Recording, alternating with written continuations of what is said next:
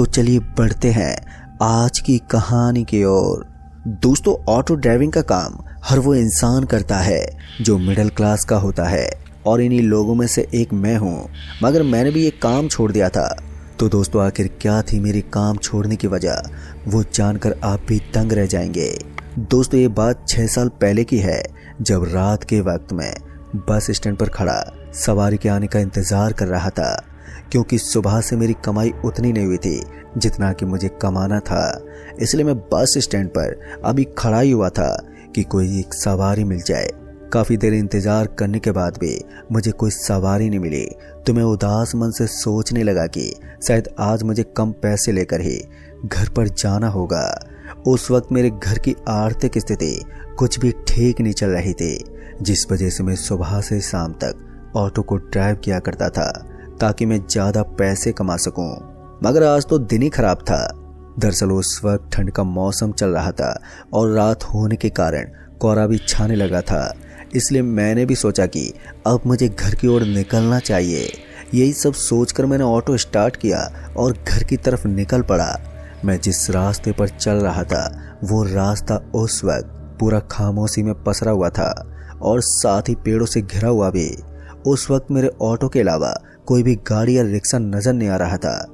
मगर उस बीच अभी भी मैं यही सोच रहा था कि शायद मुझे कोई सवारी मिल जाए, जिस वजह से मैं आज की दिहाड़ी तो बना ही लूं। ये आखिरी उम्मीद लेकर मैं ऑटो को आगे की तरफ बढ़ाते ही जा रहा था। जब मैं बस स्टैंड से कुछ दूर निकल आया कि तभी मैंने देखा कि सामने की ओर मुझे एक आदमी हाथों में बैग लिए खड़ा हुआ दिखाई दे रहा था। उस आदमी को खड़ा देखकर मैंने अपने ऑटो को सीधा उसके पास जाकर रोक दिया और उसके बाद मैंने उससे पूछा कि हाँ, कहीं पर जाना है क्या? जिस पर उस आदमी ने जवाब देते हुए कहा कि मुझे भैरवगंज जाना है। दरअसल भैरवगंज गांव ज़्यादा दूर नहीं था, इसलिए मैंने उस आदमी को ऑटो में बैठने को कहा। मगर जब मैंने उस आदमी का बैग देखा तो उसके बैग से लाल जैसी कोई चीज़ टपक रही थी। उस चीज़ को देखकर मुझे थोड़ा अजीब लगा कि ये चीज़ है क्या। एक तरफ वो मुझे खून लग रहा था तो दूसरी तरफ मुझे समझ में नहीं आ रहा था कि आखिर ये है क्या। तभी मैंने सोचा कि क्यों ना इस आदमी से ही पूछ लूं कि ये चीज़ क्या है। पर मैंने सोचा कि ये सब पूछना मेरे लिए ज़रूरी नहीं है। इसलिए जब वो आदमी ऑटो के अंदर बैठा तो उसके बाद मैंने ऑटो को वहाँ से आगे बढ़ाना शुरू कर दिया। जब मैं ऑटो को ड्राइव कर ही रहा था कि तभी इसी बीच मेरी नज़र ऑटो के शीशे पर गई तो मैंने देखा कि वो आदमी एकदम शांत बैठा हुआ है। उसे इस तरह शांत देखकर मुझे कुछ ठीक नहीं लगा और सबसे ज़्यादा परेशानी तो मुझे तब हो रही थी जब उस बैग से खून टपक रहा था, क्योंकि वो खून मेरी सीट पर गिर रहा था, जिससे मेरी सीट गंदी हो रही थी।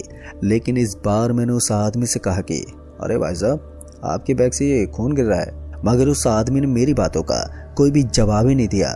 उस आदमी के जवाब ना देने पर मैंने उससे दोबारा कहा।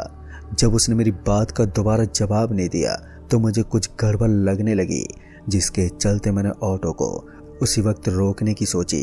और जब मैंने ऑटो का ब्रेक मारा तो ऑटो का ब्रेक ही नहीं लगा। ऑटो का ब्रेक ना लगने पर मेरी हालत ख़राब होने लगी, क्योंकि एकदम से ब्रेक कैसे ख़राब हो सकती है।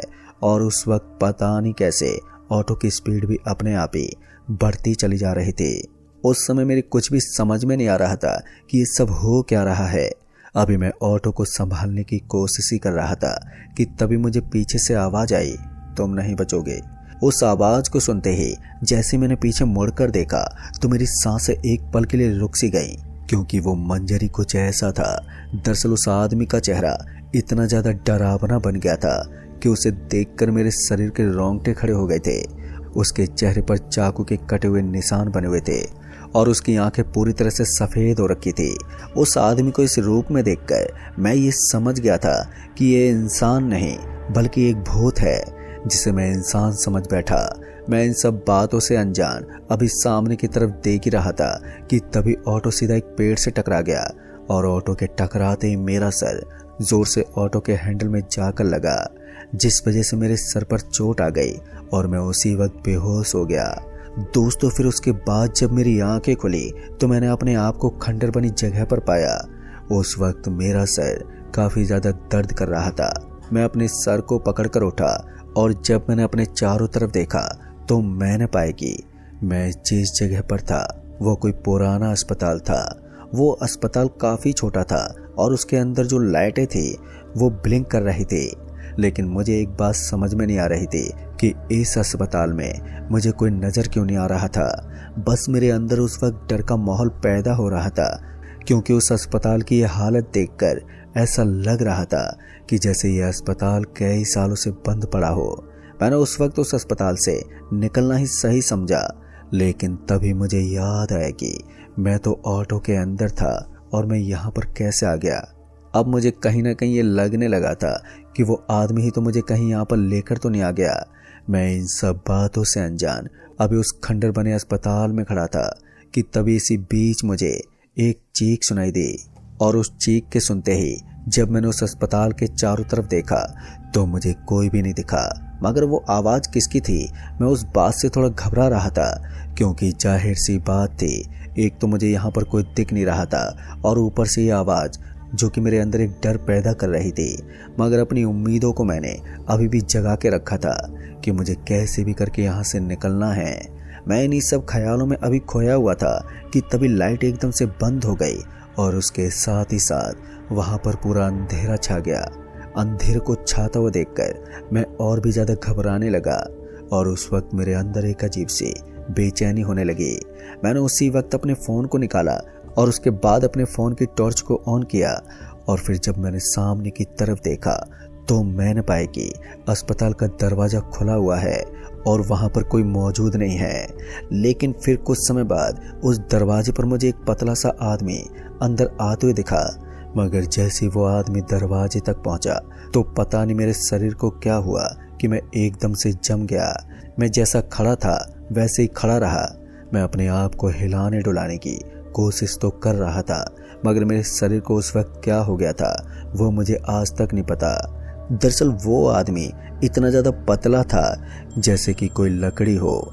मगर उस वक्त मेरा फ़ोन भी मेरे हाथों से नीचे गिर गया। फ़ोन के नीचे गिरते ही फ़ोन की टॉर्च बंद पड़ गई। फ़ोन की टॉर्च बंद होने के बाद मुझे अब जो दिखाई दे रहा था वो भी दिखना बंद हो गया था। लेकिन फिर उसी वक्त जो अस्पताल की लाइट बंद हो गई थी अब वो फिर से जलने लगी। लेकिन वो लाइट बहुत ही कम रोशनी दे रही थी, मतलब कि बिल्कुल हल्की हल्की रोशनी।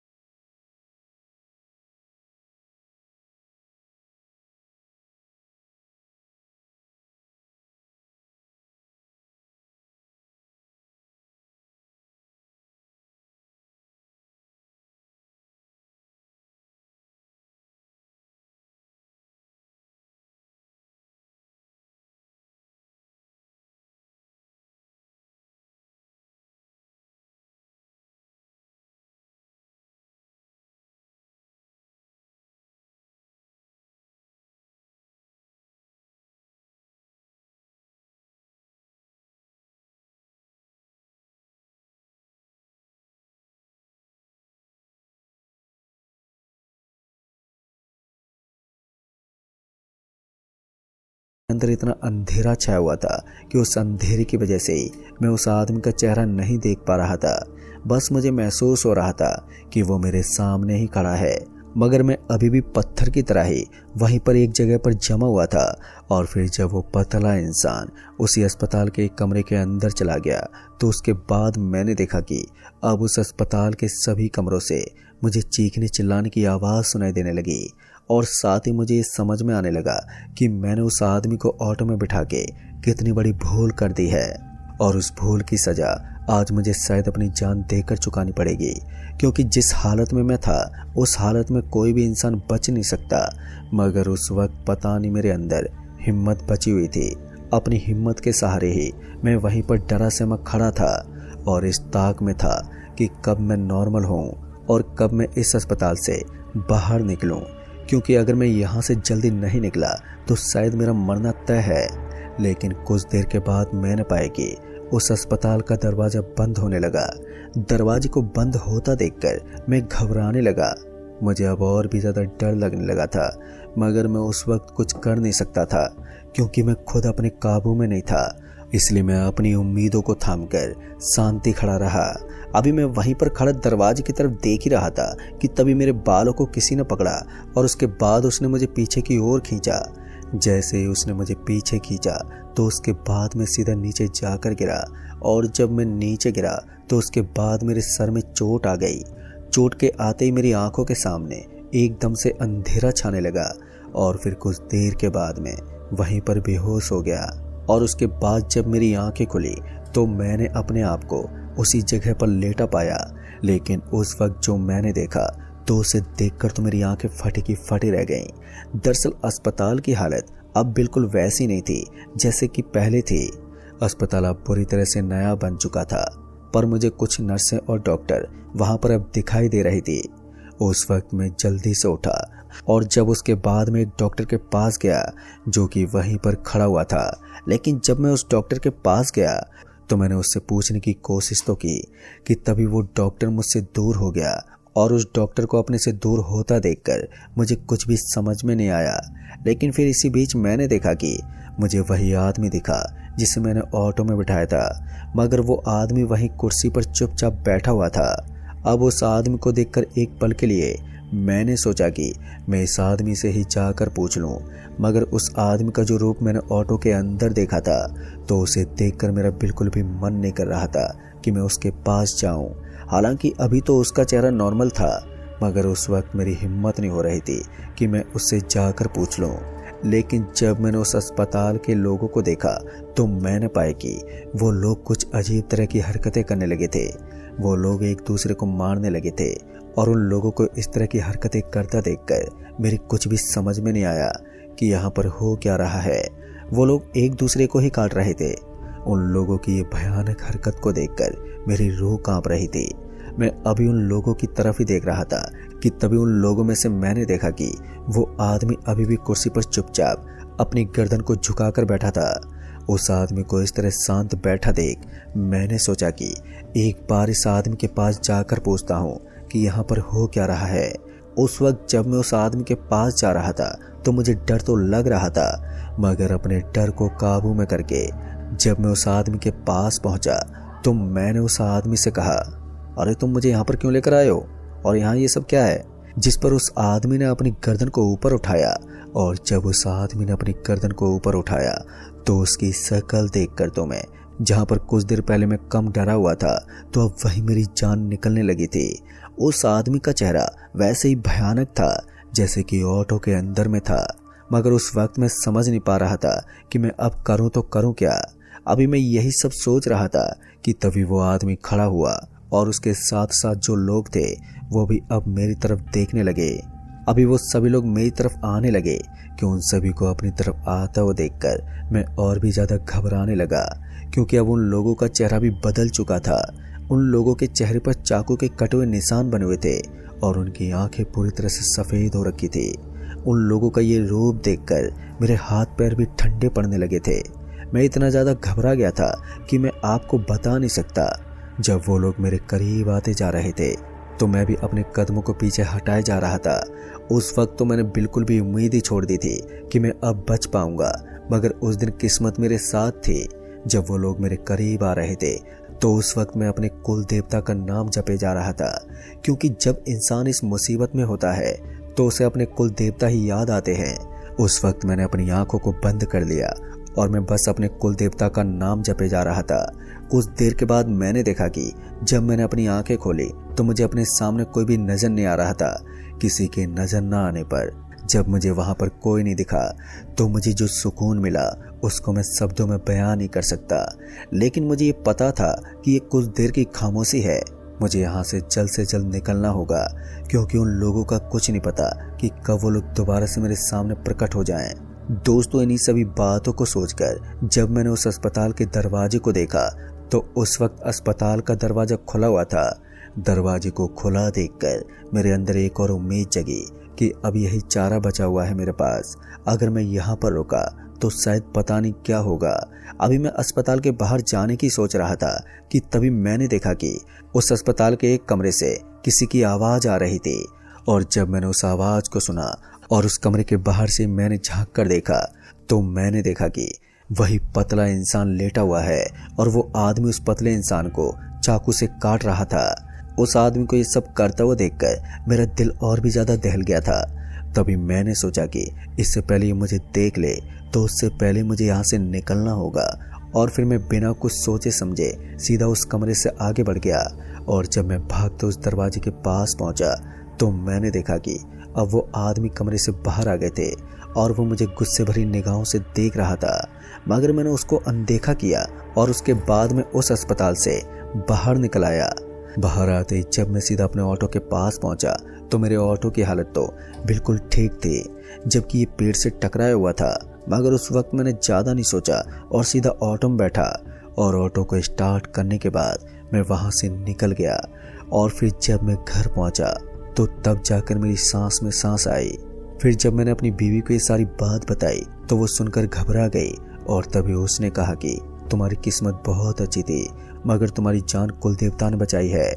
दोस्तों, उस दिन के बाद मैंने ऑटो ड्राइविंग का काम ही छोड़ दिया। मगर वो आदमी कौन था और उस अस्पताल में मैं कैसे पहुंचा, ये तो मेरे लिए जिंदगी भर के लिए एक राज ही बन गया है। तो दोस्तों, इस कहानी में बस इतना ही। कहानी आपको पसंद आई हो तो वीडियो को लाइक शेयर कमेंट जरूर कर दें और साथ ही चैनल पर अगर नए हैं तो चैनल को भी सब्सक्राइब जरूर कर दें। तो मैं जल्दी मिलूंगा ऐसी एक और खौफनाक दिल दहला देने वाली कहानी के साथ। तब तक के लिए बाय एंड टेक केयर।